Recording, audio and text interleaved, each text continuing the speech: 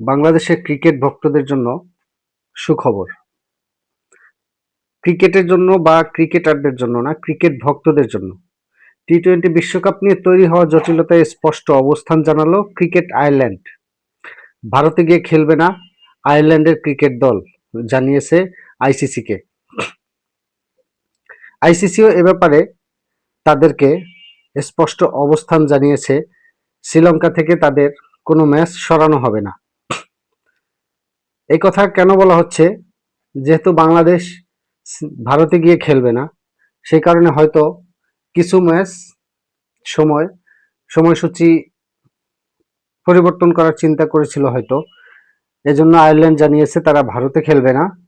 আর আইসিসিও তাদেরকে আশ্বাস দিয়েছে তাদের ম্যাচ শ্রীলঙ্কা থেকে সরানো হবে না। অতএব ধীরে ধীরে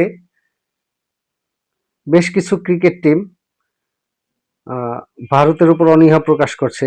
একসময় এমন হতে পারে বিশ্বকাপ আয়োজিত হবে ভারত বনাম ইন্ডিয়া।